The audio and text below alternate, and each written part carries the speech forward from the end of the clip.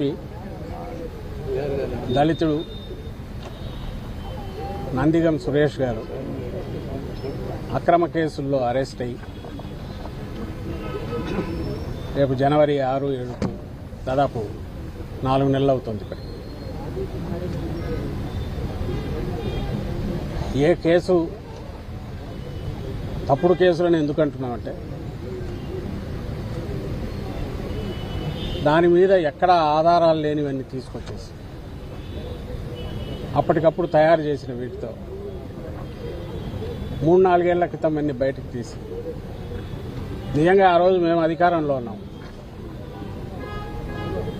ఈరోజు తెలుగుదేశం పార్టీ వ్యవహరిస్తున్న పద్ధతిలో మేము ఆ రోజు వ్యవహరించింటే, జగన్మోహన్ రెడ్డి గారు వ్యవహరించింటే ఈ కేసులన్నీ ఆ రోజు తీసేసిండొచ్చు. అధికారంలో ఉన్నామని అడ్డగోలుగా కేసులు పెట్టలేదు. అధికారంలో ఉన్నాం, మా వాళ్ళ మీద తప్పుడు కేసు ఉంటే వాటిని తీసేయించాలని దానికి పోలేదు. చట్టం తన పని తను చేసుకుపోతుంది. ఏ డిపార్ట్మెంట్లో వాటి పని అవి చేయాలని జగన్మోహన్ రెడ్డి గారు ఏ లైన్ అయితే తీసుకున్నారో దాన్ని ఈరోజు వీళ్ళు రావడమే తెలుగుదేశం పార్టీ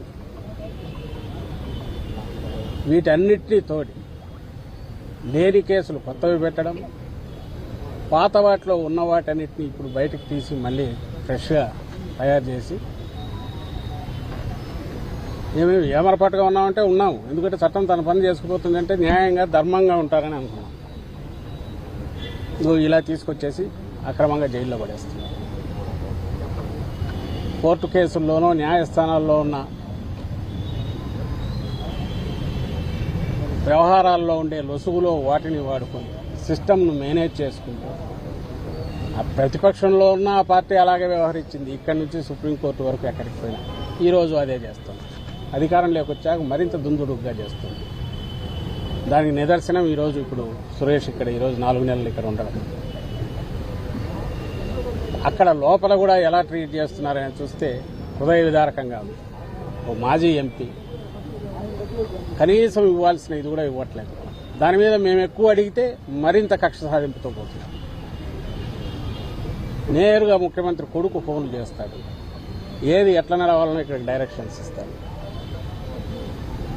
అధికారులు ఇక్కడ ఉండేవాళ్ళు అది ఫాలో కాకపోతే ఏమవుతుందని భయంతో కొంతమంది, అడుగులకు మడుగులు వచ్చేవాళ్ళు మరికొంతమంది.